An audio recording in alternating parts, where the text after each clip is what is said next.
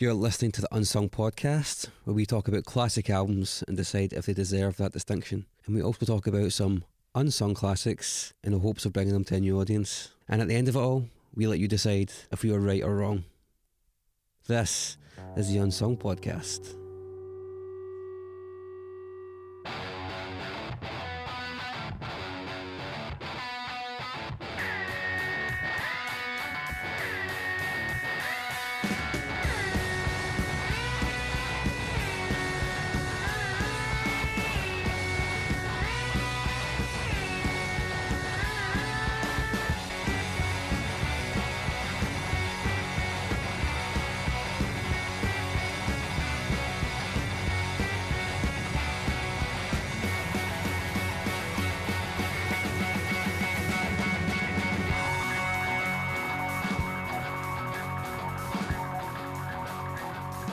Welcome to episode 29 of the Unsung Podcast. On the last episode, we discussed Blue Record by Baroness, and the public have voted that yes, Blue Record by Baroness makes its way into our discography of unsung classics. So thank you to everybody who voted. On this episode, we are talking about Animal Rights by Moby. Enjoy.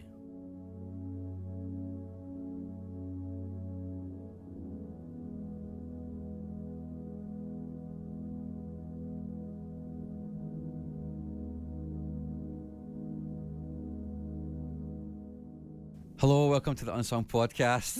High energy this week.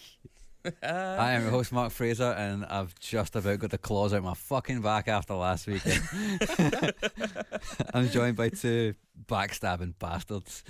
Hey, I'm just being honest. It was nice though the way Just we being lured them honest. into a false sense of security by going, yeah, listen to that and you know, let's talk about it. That's cool. We've had knuckle dusters on and fucking Chris had a mace. I had my high heels on. Well, we'll see how the tag teams work out this. Oh yeah, week. I think the writing's on the wall this week. So Legion of Doom's arrived. yeah. Hopefully you're both dead as well. Anyway, sitting to my right is Chris Cusack. He is a Doomed. bald vegan. Sitting kind of to my left is Dave Weaver, who has his sleeves on his t-shirt rolled up to emulate a wife beater in honour of the departed XXX Tenacion. Yeah, we just heard that he perished on our day of recording. Yep. Which is fine because he's a Ex-rapper. bastard. Which is 3 weeks ago to this exactly. day. Ex-rapper, ex-wife beater, XXX. Ex-human. So, yeah. Well, maybe we'll cover him. Yeah. Oh no, maybe we won't because he never had a great album. We don't know that if you've ever listened to him. He had some high streams on SoundCloud, guys. Oof. Oi. So Did you ever have a record in Urban Outfitters? he had a #1 record in the US. I Yeah. didn't realize he was huge. I just heard him like somebody copied a link to me, and I was like, oh yeah, it's banging. And then I read about him, and I was like, oh, he's a bastard. It's like that. And then a year later, it turns out he's fucking huge. He was in prison and shit, wasn't he, recently? Yeah. Man, how did these guys get through all this by the time they're 20? You said we had 15 convictions by the time he was He was 20. 15 felony charges hanging over him. One of which included beating his pregnant girlfriend. I'm almost disappointed that I haven't Got been 15. as busy as I'm in my mid to late 30s, and don't. I feel like, what have I been doing in my time? Yeah. This guy has a #1 record, 15 felonies, a near murder, and a kid on the way. And an at actual least. murder. And then, Then an actual. and then he's been murdered. Fuck, he's so busy. Yeah. I know. Like, where do you find the time? So speaking But I of think overall, that's his activities have now stopped. It's condensed. Yes. So He's you ceased. Tortoise in here. I see what you're saying. Exactly. Don't feel bad about yourself, You Chris. can carry on I do like to think of myself as a with your tortoise. slightly less violent activities, but overall you will get more. So speaking of people with convictions, Oi, that is the best link you've ever done. thanks. I've been working on them. We're going to talk about a man who has absolutely no convictions to speak of apart from to He's religious his ones. religious and ethical Mhm. ones. Good, but you fumbled the link a wee bit because I Uh-huh. think that was implied. Yeah. You know, it's like when you explain a joke, but Yeah, but I mean it's different from his religion and some of his ethical. stick in there. Yeah, I'm on it, man. I'm fucking Yeah. nailing this. So we're going to cover Animal Rights, the album Animal Rights by the artist Moby, and virtually nobody knows what the fuck this album is.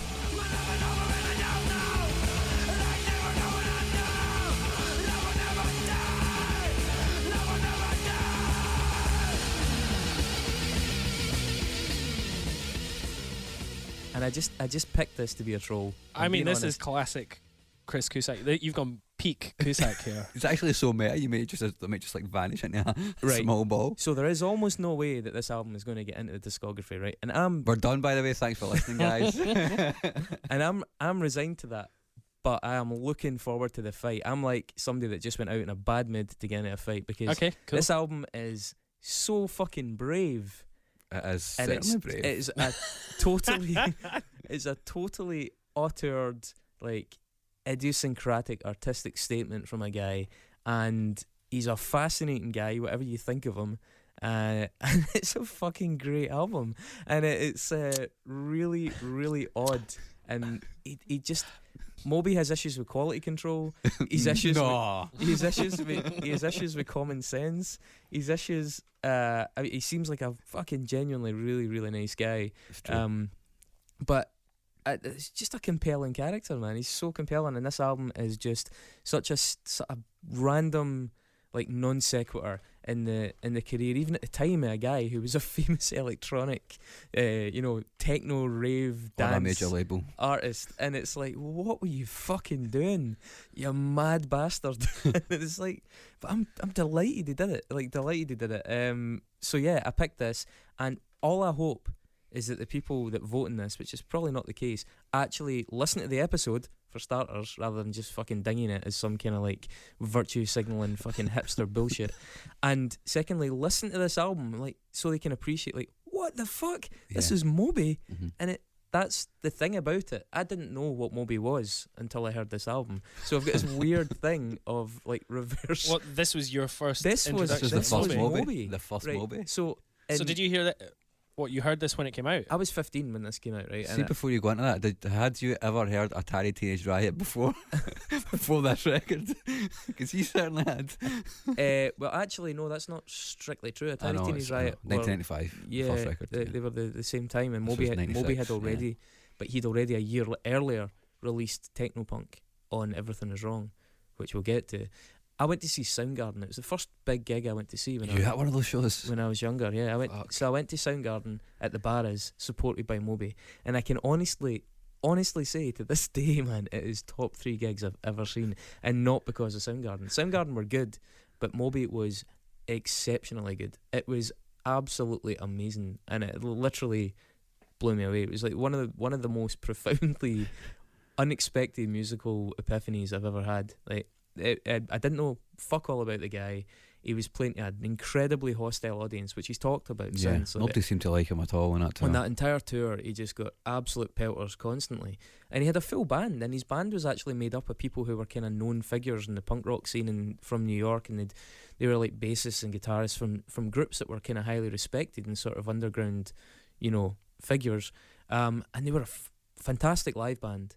And one of the most off-putting things about this album is that sonically it's really dated. The samples, the snare rolls, the stuff like that, it's really dated. It's very, he's still using snare effects that he would use for a dance tune in a rock tune, and it sounds weird.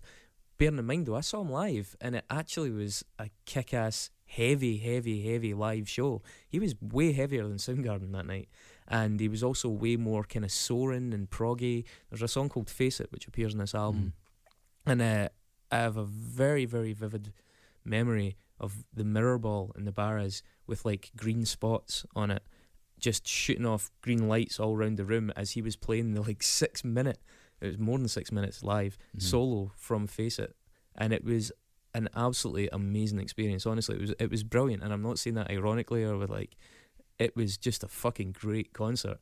And then I'm like, all right, so I knew I'd heard that name before when I get home, and I'm like, and he's just doing like Every Time You Touch Me and all these kind of like proper rave, like early 90s dancing rave kind of like cheeseball classics. I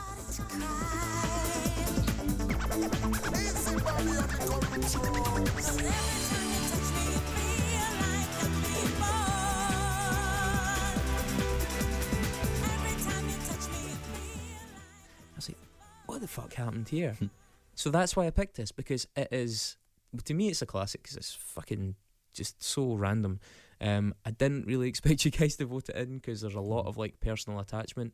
required. They might still vote it in, no? You never know. We'll see. I'm actually resigned to that, but I'm just going to enjoy trying to explain why I think it's so interesting and why folks should fucking, no offence, but I like a bit of open-mindedness when someone does something random, even just for the sake of what the fuck was the mad bastard thinking. Welcome to my world. I can very much appreciate him just going out there and doing this. He says it's his favourite album. He does, yeah. He said that in the Noisy article. Yeah. I'm sure he really enjoyed playing it and recording it. I am sure that you really enjoyed that Barrowland show. I feel like caveat coming on here. Full stop. Yeah, and that's me. Here's my notes. Wow, this sounds like the fucking 90s. Oh my god, this is the 90s. Cool. I'm playing video games on a new PlayStation. Woo! I mean, it's a bit Nine Inch Nails, isn't it? Right, 9 Inch fails, mate. Talking about Minus try Trent Reznor loved harder. this record. Trent Reznor fucking loved this album. no wonder AllMusic called this one of the greatest failed albums of all time. I think that's probably true, but only by dint of the fact he was such a big artist and is still such a big artist. That should have killed his career. I'm surprised his manager didn't go, "What the fuck are you doing, mate? Can you just not do that?" And do something else? No, but I think it's so out there and so different that they would just been like, okay, let's just try again. Was he not on like a 'Cause it's like- commercial downslide before this record though? No. Everything Is Wrong sold 250,000 copies. He wasn't like breaking the charts. That was his biggest selling thing at that time, right? And so there's an interesting backstory to Moby, right? So like to give a bit of context, right? So the guy, punk wasn't just something he came up with in 1996 to do this album. He was a punk. Right, yeah. he was a punk, yeah. So like, That actually leads into my Nexus, if you want to go into that just now. I'm looking forward to the Nexus, Yeah. especially at the jingle, but Yeah. we'll we'll get to that. And I actually have my own Nexus for that as well anyway. But first of all, so his real name's Richard Melville Hall, which Moby hopefully Dick. for anybody that's literate, Herman Melville, writer of Moby Dick, apparently was his great granduncle. Hence the Moby moniker. He was born in 1965 in Harlem, and I think a lot of people have a beef with Moby because he uses so many samples of black and gospel music. You know, there's a little bit of allegations of cultural appropriation from the guy, and it's kind of maybe important to bear in mind that Moby grew up in Harlem in New York. You know, he grew up surrounded by that music, and he said it was such a constant influence throughout his childhood. It doesn't feel appropriated to him. He's not black, but it's music that was like ubiquitously, it was music that was constantly. Much like DJ Shadow. Yes, exactly. A big part of the hip hop scene and grew up with that. That's his influence. From that, like in the 80s, he started. he played in a band called the Vatican Commandos, which is a fucking brilliant. That is a really good name. So he played in Vatican Commandos, and there's a little bit of like a dispute about this, and I don't know if this is maybe your Nexus link. He also claims that for 2 days he sang and fronted Flipper, the infamous punk band that Kurt Cobain wore the shirt in Come As You Are video and all that kind of stuff, whilst the singer from Flipper was in jail, although I believe that Flipper have denied that.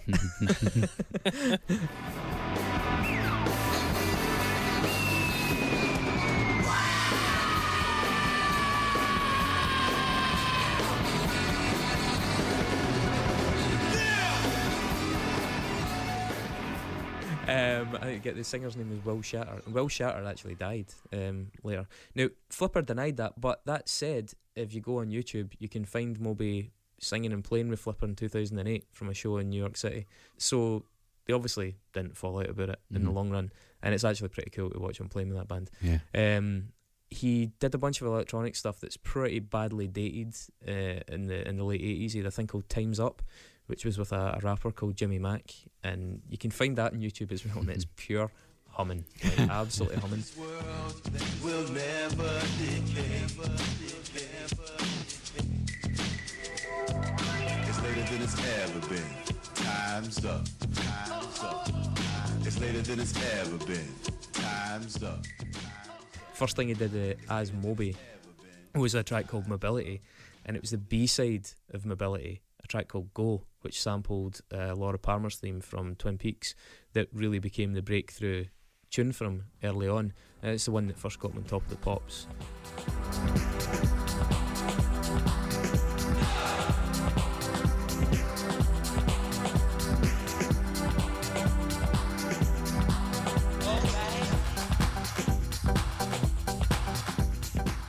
he's actually weirdly ended up since then becoming quite friendly with David Lynch. He's done a bunch of charity stuff with David Lynch. He's done interviews for David Lynch. David Lynch remixed one of his tracks, a track called Poison Tree, which is a fucking terrible song, but the David Lynch remix is really pretty good.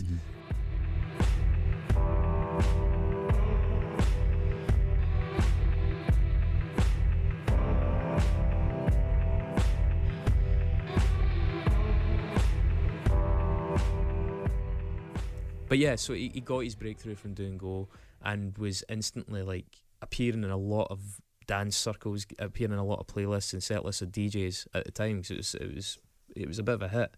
It's certainly underground. He also in '92 set a Guinness World Record, and this is actually like I was watching a podcast about extreme forms of music. Moby has a song called 1000, which is 1015 BPM, and was the fastest bit of music ever formally released at the time, and actually for quite some time until they got into like it's now terrorcore and all that. yeah, now a genre. But like no, but I mean like the full on stuff. What's the one? Single tone? Is it single tone? It's Yeah. called? Extra tone. Extra tone. Thanks, David. Thanks. Well, the stuff is like 3,000, 6,000 BPM stuff. Oh, like yeah, the point where your brain can't Yeah. distinguish the notes anymore. There's some great podcasts in that actually. There's a podcast called This Exists. Sorry, a YouTube channel. It's about weird oddities within music that I really highly recommend.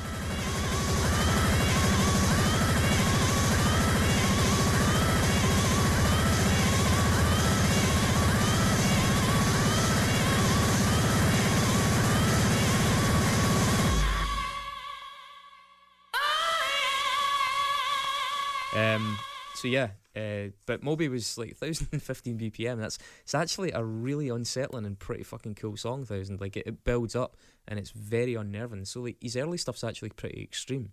Like it's quite out there. He did like an eponymous album called Moby, which is at points hilariously bad. Like there's a song called Drop a Beat.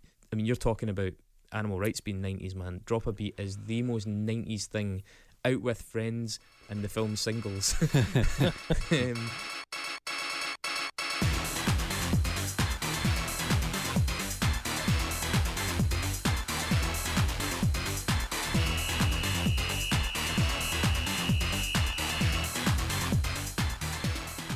But it is ridiculous. But then again, on that same album, there's a track called Yeah, and if it wasn't for the actual snare breaks in it, it holds up really fucking well. Like it actually sounds better than a lot of stuff that's trying to imitate it now.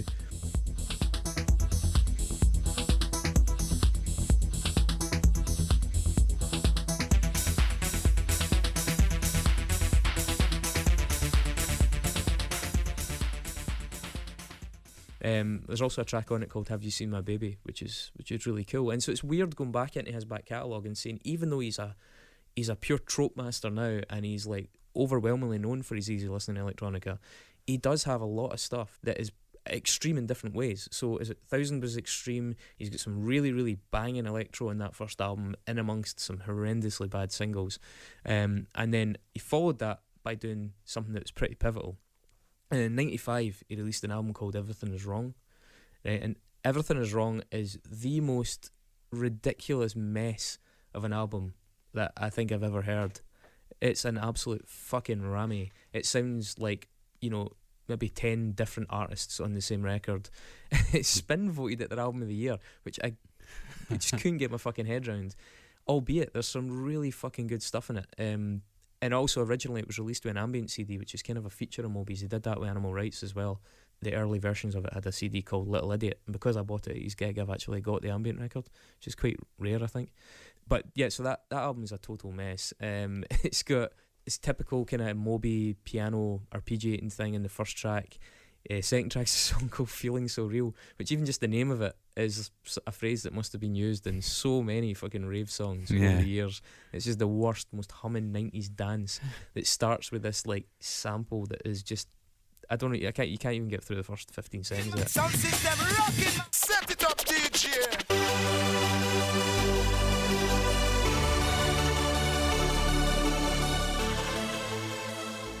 But then the third track's a track called All That I Need Is To Be Loved. And the third track is out and out techno-punk.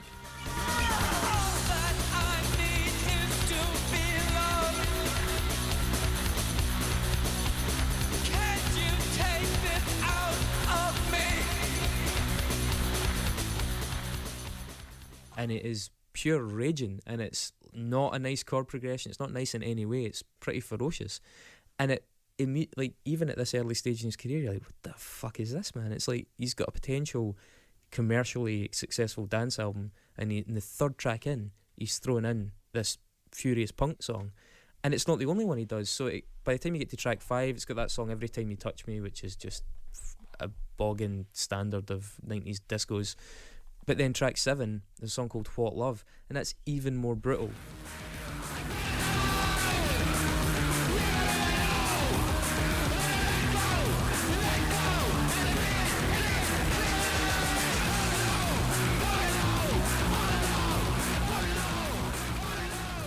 And it's just really, really strange. Like it's almost like oi punk played entirely plugged into the desk. It is really furious. But then he goes out of that into a thing called First Cool Hive, which is the track that sounds most like what he'd become famous for, like stuff on Play. He's got a track called Into the Blue, which is like easy listening ambient. He's got a tune called Anthem, which is actually pretty fucking good in terms of holding its own with kind of current electro, albeit the samples and sounds are pretty dated, but the actual construction of the song is good.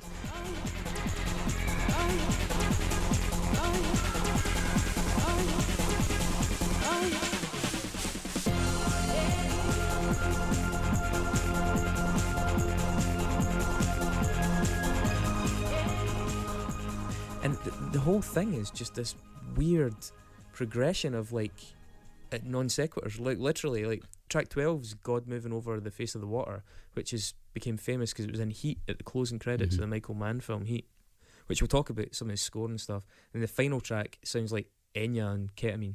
And it's so bizarre that this guy went out on a limb to do this absolute fucking batshit rammy of an album. Yeah, but I think going back to that scene and in the early 90s, there was a lot of that. There was a lot of people taking rave influences and punk influences and trying to piece it together. And like a year earlier, The Prodigy had done it really successfully. Yeah, like Music for a Jilted Generation has punk songs on it, and it's got rave, and it's got sort of ambient stuff, and it's fucking amazing. That's a really, really good record. So Moby just kind of copied that, but well, I don't think certain bits he was really. I don't think he didn't copy it, but I don't think he was going out on a limb.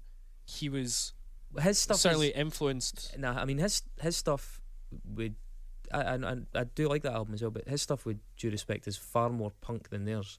It is far more unlistenably, dissonantly removed from the other music on that record. It veers in much more erratic. Yeah, I'll give you that. He extremes. certainly went further. It's full on. It's man. not like he invented this. No, he didn't invent it, but he went full booner on it, and it's consistent with the extremity of the stuff he'd been doing. And by extremity, I mean in terms of like going in wildly different directions. Do you know what always interested me about Moby was, remember reading Kerrang when I was young, and they always had like their rock chart, their top 40 rock chart albums, and it was just basically they chose the rock albums out of the UK record chart, and and just deleted all the other stuff.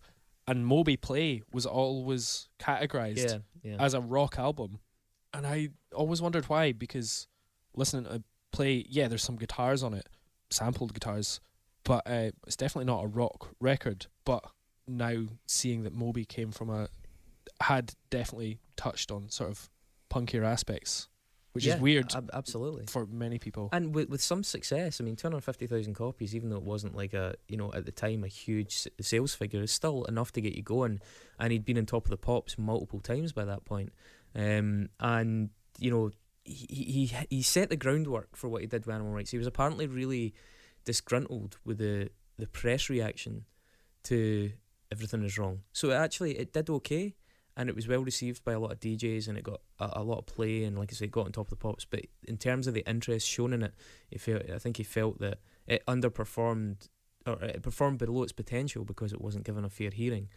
Animal Rights was in some way his kind of frustrated response to that, and he kind of says that, and so he takes those two tracks, especially the ones that I mentioned off of Everything Is Wrong, and especially All That I Need Is To Be Loved, and sort of just pushed for an album in that direction, which is really home recorded with Alan Moulder, who'd done like the Manics and you know, Foo Fighters, everybody. Like, you can get stuff done by him really cheaply now as well if you're Twin an artist. Atlantic, Like, yeah. Smashing Pumpkins. So I mean, Alan Moulder's like not to be sniffed at as a producer, but Moby did a lot of this stuff himself. It's a lot of it's like dry recorded, a lot of it's like, and it's a pretty inconsistent album in and of itself, at least the way it Definitely, starts. yeah. But it was a pretty furious reaction, and predictably as well, it didn't sell well. I think it sold about 100,000 copies, mostly on the back of his existing reputation. Certainly not massively on the back of his tours with Soundgarden. After that, he was basically scunnered, and he said that he was going to do one more record, give up playing music, and go back to studying architecture. But then, thankfully, He did play. Axl Rose and Bono said did he? that they Yeah, well, loved this he actually record, wasn't- so he wasn't was going to do- inspired. he wasn't going to do something else, and he got a fan letter. Well, actually, the first fan letter he got was from Terence Trent D'Arby, who fucking loved animal rights and was like, "You got to keep doing this, man. This is brilliant." Then Axl Rose said he was listening to it on His fucking car, on yeah. repeat, and Bono was a huge fan of it. And then there was all these other people coming out the woodwork trying to encourage him, saying, "This is actually a fucking great record. Fuck these people. They don't know what they're doing." The magazine's absolutely dinged Absolute trolls. that could be like a pure. They're like, "Oh fuck, just had this feeling Moby was going to sell lots of records, and then he released this. Let's encourage him to do let's more of it." encourage him to fuck off, because more space at the top of festival bills for us if So he keeps doing this." his last ever album was going to be Play, and then Play fucking sold 12 million records and is the biggest selling electronica album of all time, and every single track on the album was licensed to films and or adverts. Yep.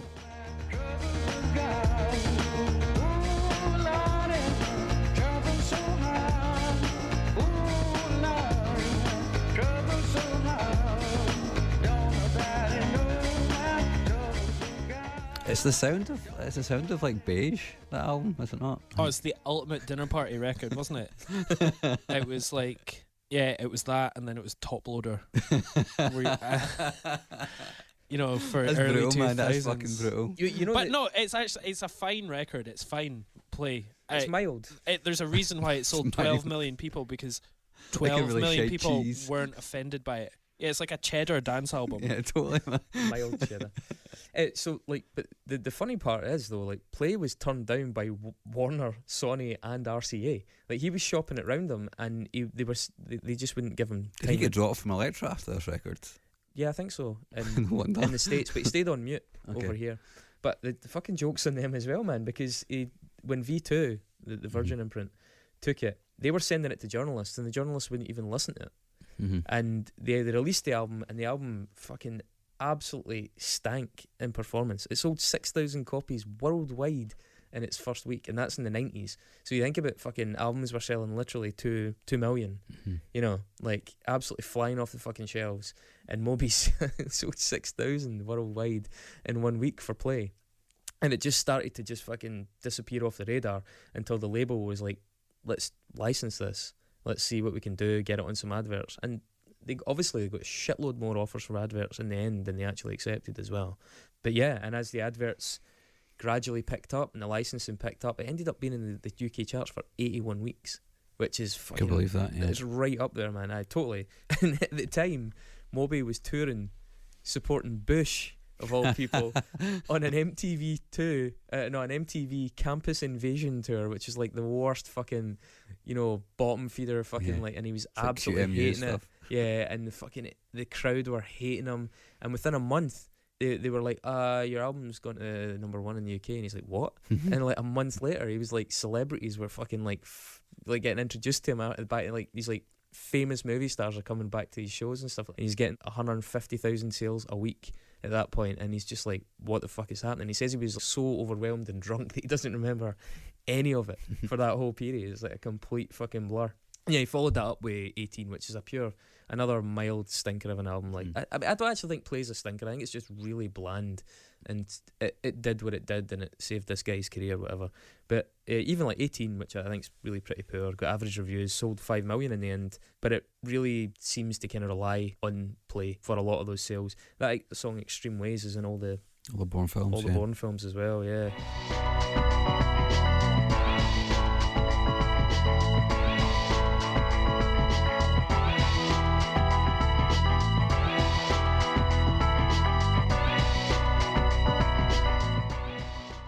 Yeah, and then he went into like a procession of albums following that. He did one called To Tell, which was like slightly rockier. He did Last Night, which is just so cheesy. One called Wait For Me, which is like a sort of semi-ambient album. One called Destroyed, which actually, to be fair to Destroyed, but by this point I was trying to listen to all of Moby's back catalogue, and it was pretty tough, but the Destroyed album actually starts really well. Like the first 3 tracks are really pretty good.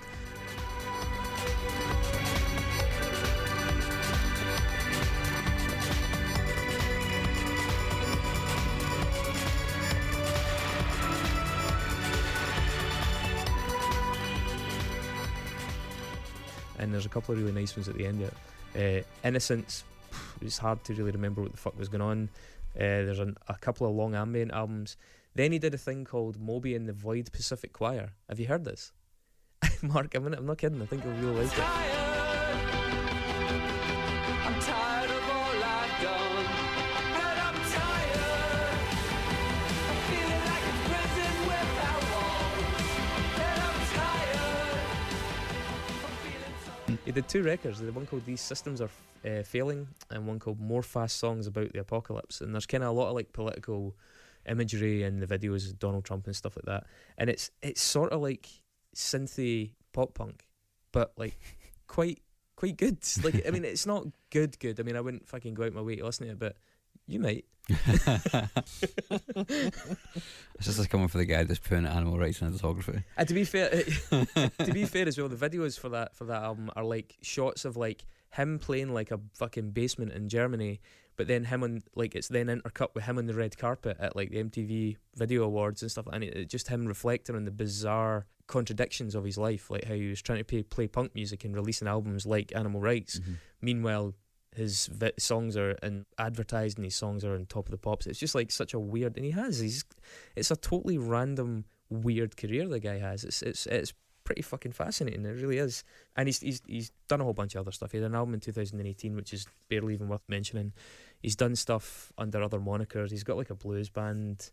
It's worth talking about Moby's scoring thing. So he brought an album out because I like to score, and the whole thing being that it was tracks from his earlier career that had appeared in movies. And Moby, to be fair, has had some really good moments in movie scoring. He's got stuff that's not so good. He's got some really weird, obscure things. He's got a track in this film Joe's Apartment, which was like a big 90s sort of thing.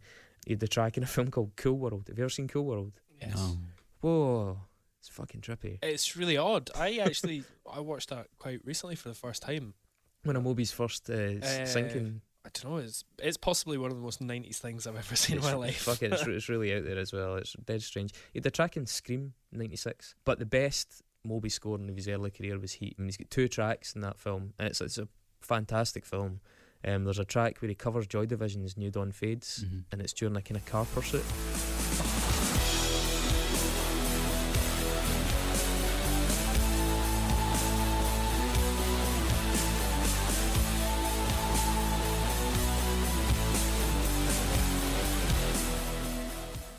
Pacino following De Niro to a diner. It's a great scene. Just It's quite overblown, that It score, is. but it works. Yeah, the film's Yeah. overblown. It's Yeah, that exactly. kind of like, it's got a level of pretension to it, and it really fits. I think it's well chosen. And likewise, the end scene, the spoiler alert, the shootout in the airport, on the runways of the airport, with the lights fading up and fading down, when De Niro's he's dying and Pacino's like listening to his last words, and this track God Moving Over the Face of the Waters fades up, and it's a very piano led track, and it's got a bit where the cymbals crash in, and they crash in really beautifully as the runway lights come on for this plane to take off. And I honestly think it's a fucking brilliant bit of movie scoring, and it's right up there with some of the best.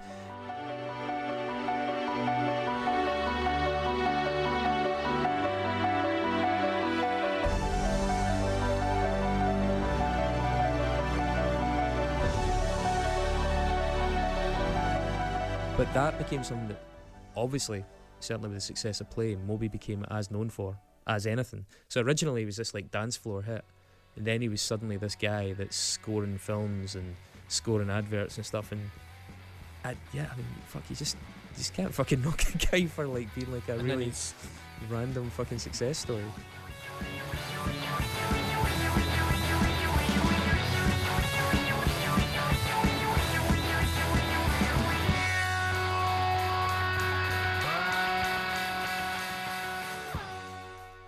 Hello, viewers. audience, sorry to interrupt proceedings. This is the point where we ask you to invest in this podcast so we can continue to bring you high quality entertainment. Some would say infotainment. I have a jotter. That jotter is usually full of notes about the musical acts that we are pontificating about. That's now full, so I'm going to have to buy a new jotter. So if you can even just donate enough for me to buy a new jotter, that's a start. And yes, I am aware that whenever I say the word jotter, I say it in a slightly posh manner. You do, yeah, that's right. Jotter. Yeah, actually, it sounds like you're saying like an Icelandic surname. Jotter. I need a new jotter. So yeah, if you can help me get there, that would be much appreciated, because that's a real cost that's going to have a real impact on my life. And the quality of this podcast. Imagine if we didn't have a jotter. Yeah. It would just be chaos. At the rate that I'm going with the increasing length of the episodes, if you get me a jotter that's less than 20 pages, that's not even going to cover one. Jotter. Jotter. Ciao. Jotter.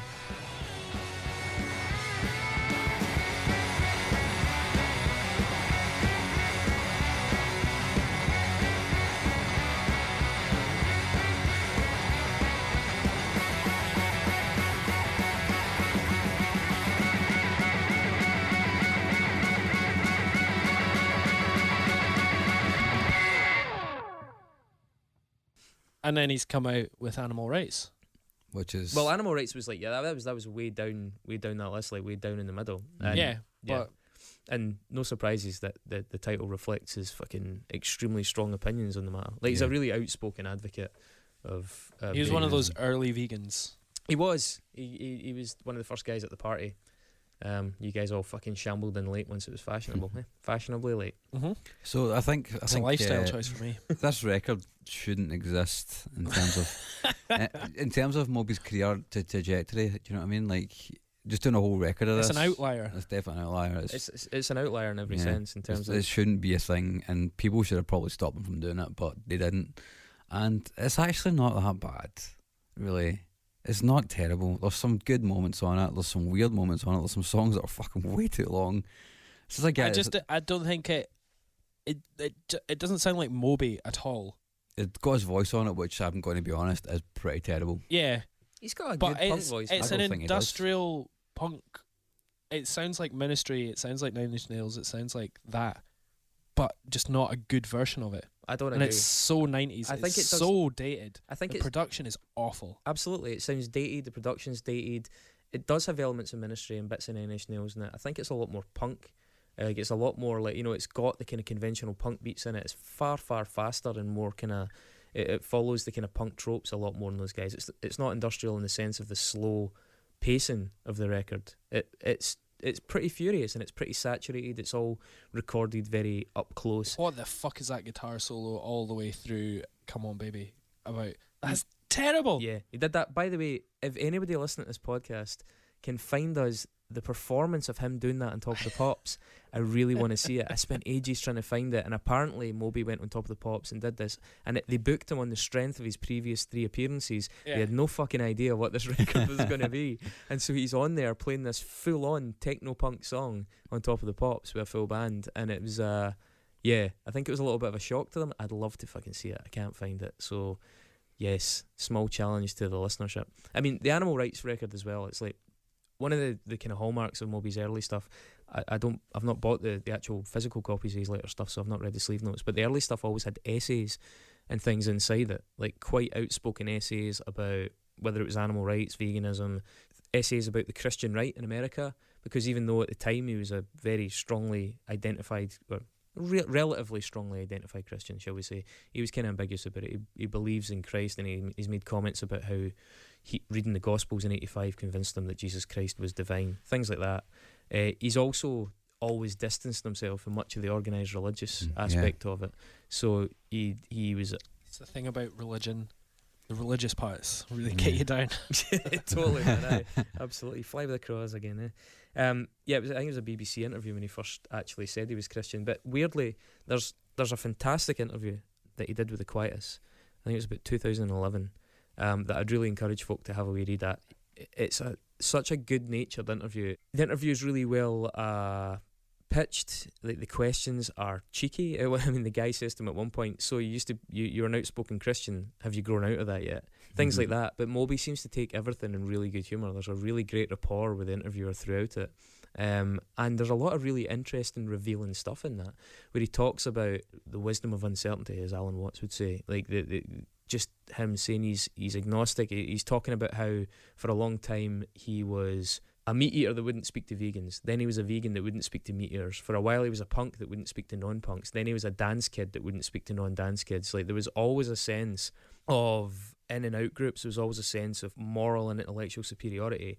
And he says that one of the things that's really happened to him is that he feels he's grown out of that. He's become a lot more compassionate in his ability to relate to people that don't share his values, even if their values often push against his values. He can still have far more constructive conversations and relationships with them. And I think that's really interesting. He said a lot of that came from I think it's in that interview he says it as well, the humility of being hated.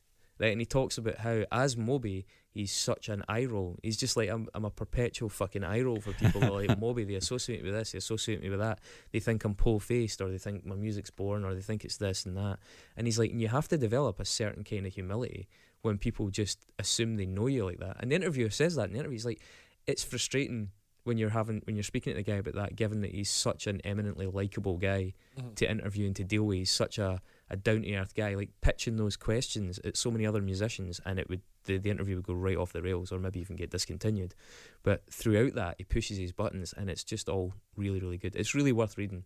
I don't want to sit and quote it, verbatim here, but it's got some really interesting insight into him and into his psychology. And obviously, in keeping with the sleeve notes and the animal rights thing, he's got a vegan restaurant in California. Cool. Called it, I think it's Little Pine.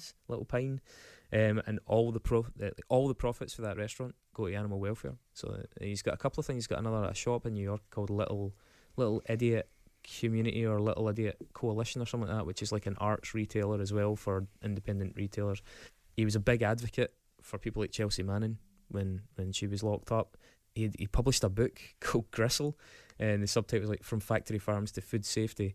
So he's like a guy who's like turned his hand to a lot of really interesting and ethically driven things. Whether you agree with him or not wholeheartedly, is one thing. But I just think he's so fucking interesting. And this album is, as a result, totally incongruous with his music, but totally consistent with him as a human being. I think it's reflective of his eccentricities and his willingness to be open to other things, and also what's apparent is his wide taste and appreciation for art that's not necessarily directly within his sphere.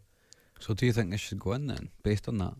I think anybody that says he looks like the love child of Gollum and Marquis Smith deserves some fucking leniency. I mean, I think that the record itself, like the actual tracks in the record, Come On Baby is not the best track on the record, and it was the second single actually that came off it.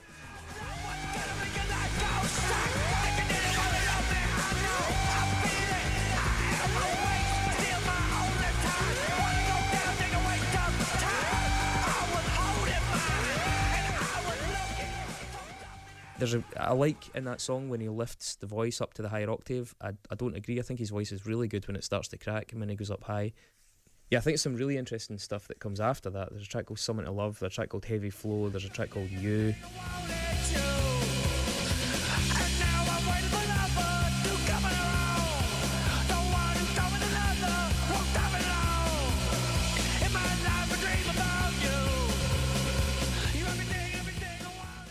And it's like three really fast kind of electro bangers in a row. And I think he's got a great ear for a guitar solo, by the way. Like, I know he overdoes it in Come On Baby, I agree with that criticism.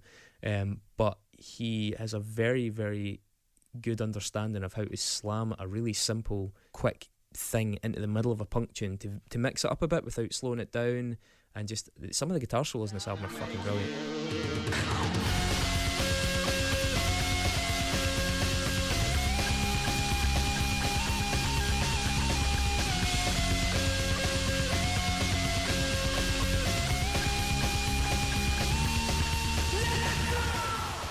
Like, I really would go to the mat for that. There's a track called My Love Will Never Die, which is a pretty misanthropic punk tune, but it ends with this fucking brilliant kraut ending. I don't know how much attention you were paying to it by that point. That was pretty much that, and the Mission to Burma cover were the two songs that actually stood out to me on it. Yeah, well, the end of My Love Will Never Die is this brilliant outro, and it's just dead fucking good.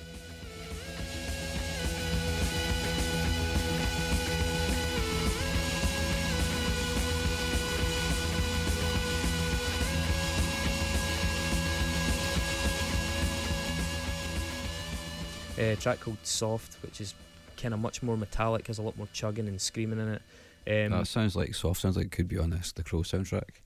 Yeah, I guess it probably could have been, yeah, a bit earlier. There's Say It's All Mine, which is almost like a weird industrial ballad and has like a total fucking ripping kind of classic rock solo in the middle of it.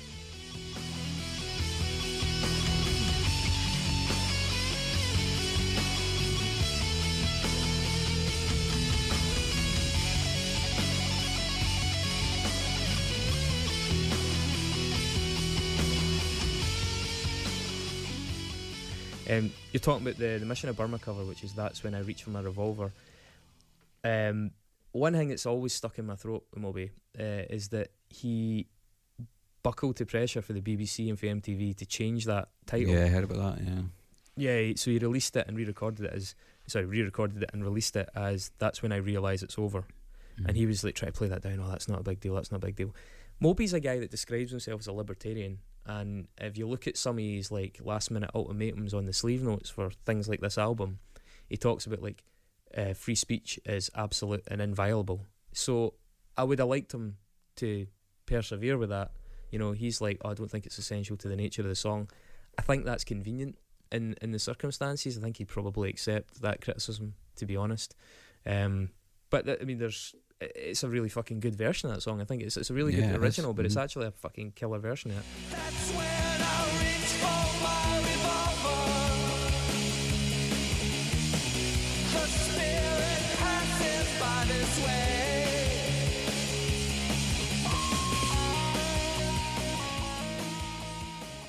The track after that is the one that I was saying at the show with a massive solo, a track called Face It, which is 10 minutes 5 seconds long, and I fucking love how long and indulgent that tune is.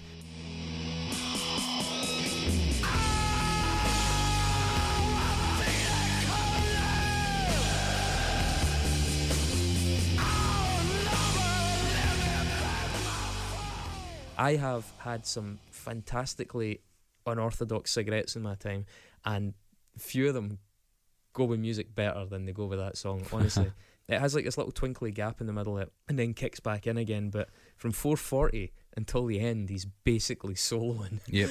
It's like full fucking 5.5 minutes of just soloing and playing over these giant string pads, and honestly I think it's fucking brilliant.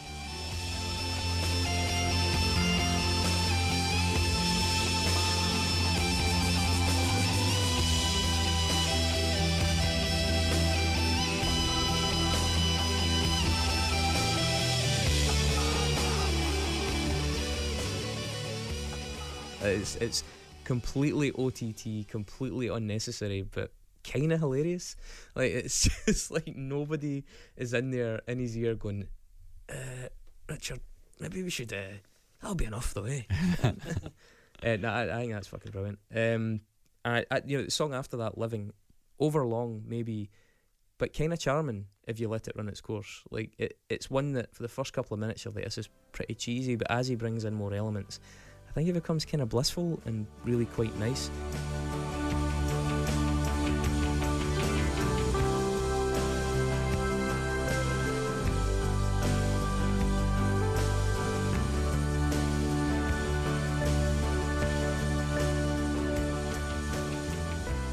It's not like this is this thing where like the opening track, Now I Let It Go, Living, and Love Song for My Mum, which are the two last tracks, don't really fit with the other tracks on the album, but again that's kind of consistent with him and, you know, how awkward they can be. I think they're nice, I really do. The kind of violin electro-classical thing is pretty cheesy, but the whole album's kind of cheesy. The whole album's kind of OTT. It requires a little bit of your suspension of disbelief for it to work.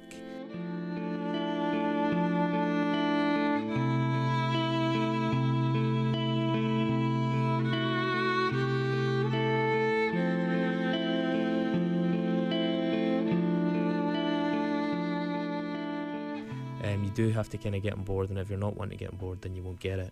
But I like those.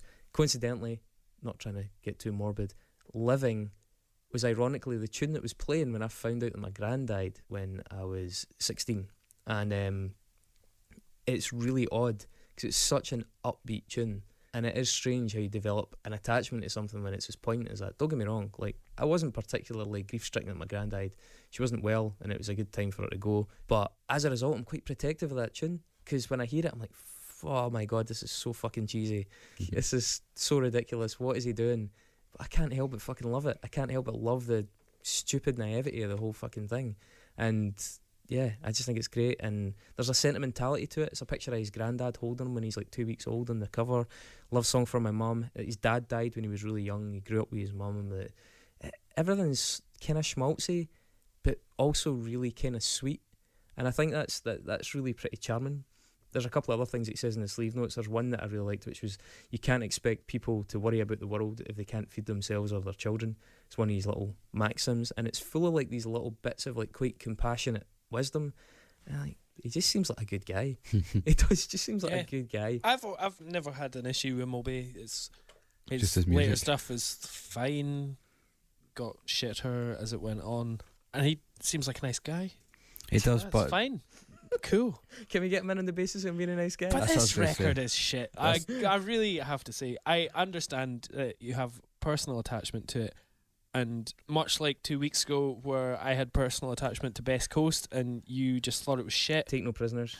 I just think for this type of music, just let a don't do it, band man. just let a band that can do it do Yeah. it. Just do your V Festival soundtrack and be good at Yeah, it. he headlined Glastonbury's Pyramid Stage, didn't he, in like 2003 or something like that. He's like Yeah. peak Moby. Great work. Honda adverts need music. But fucking hell, there are bands that are good at this, so just let them do it. I couldn't get into it. I thought it was just so dated. The production was fucking grim, man. One of the reviews at the time, one of the few reviews, said maybe someone should try and convince Moby guitars are made out of dead animals.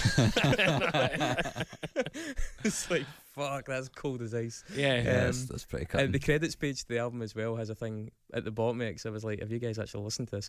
Where he knew what he was doing. He knew, like, people would have said to him, Moby, what the fuck is this? Because he had in the sleeve notes, please listen to Animal Rights in its entirety at least once.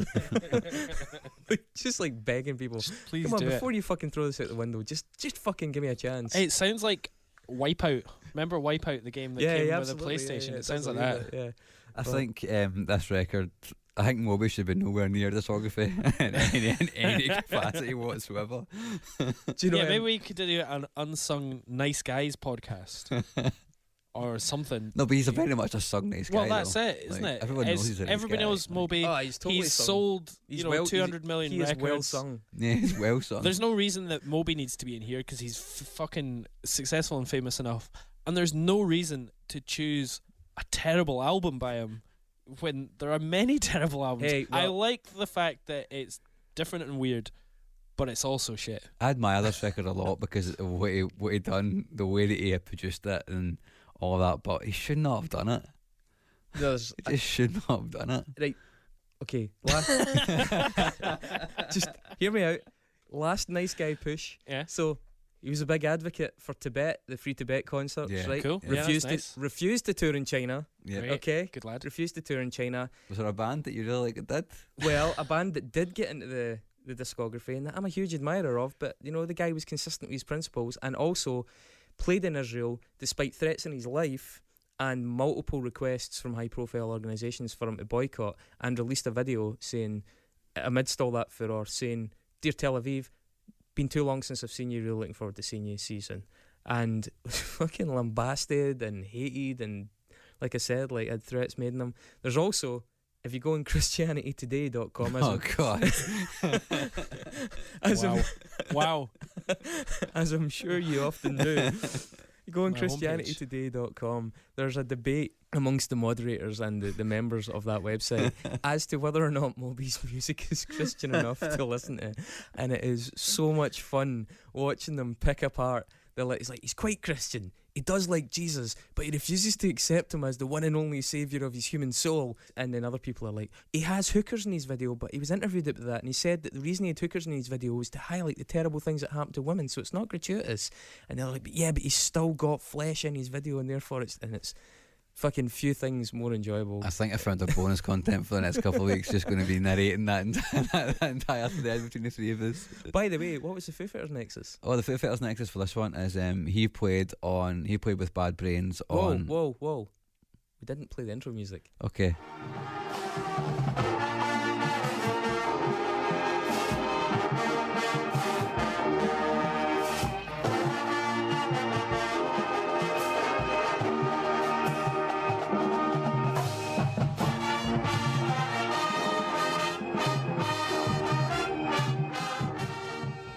Nice.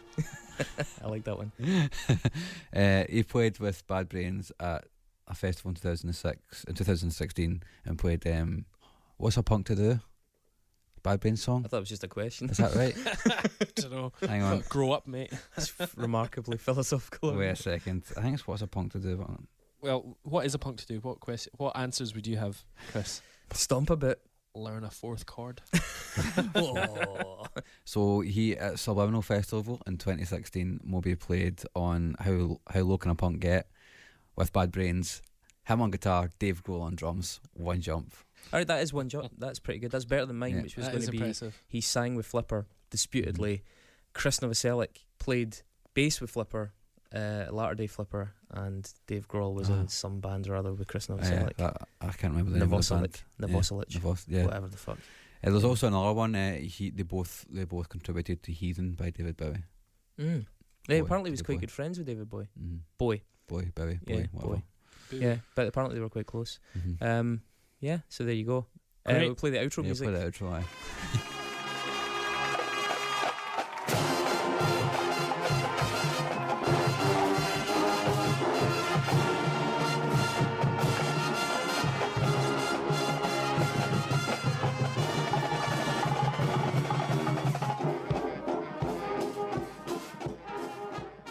But I think that's quite an interesting one. I think it's like it's Yeah. just one jump. That was pretty good, well researched as I well. would imagine that they are probably friends as well. To be honest, Well, I know he's friends with Trent Reznor, which is kind of also two jumps to Dave Grohl. So all I can say, I want to leave it in the words of Drowning Sound, who I think put it very, very well.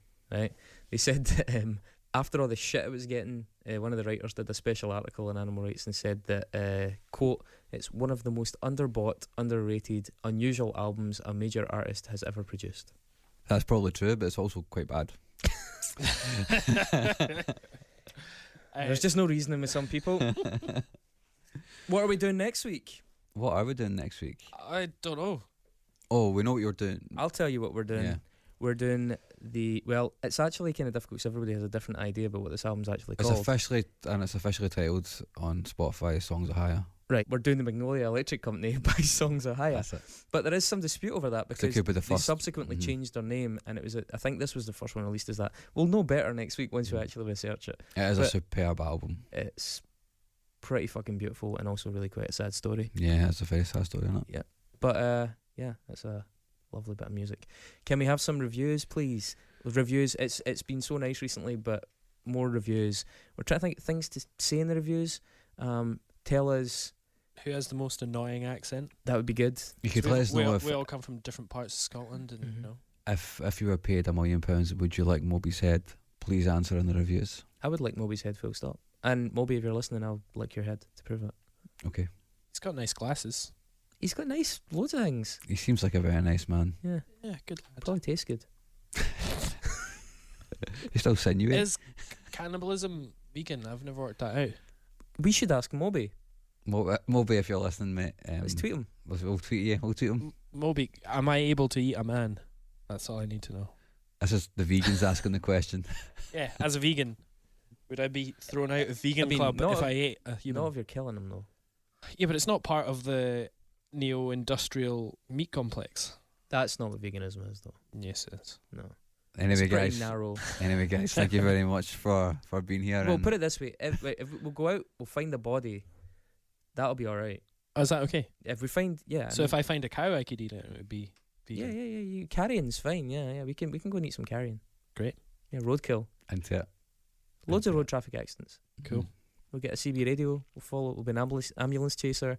Find some dead bodies. We'll eat them. You won't have broke the vegan edge. Yes. All in Moby's name. All in the name of Moby. Good Great. lad. Anyway, thanks, guys. I'd rather eat a man than listen to that album.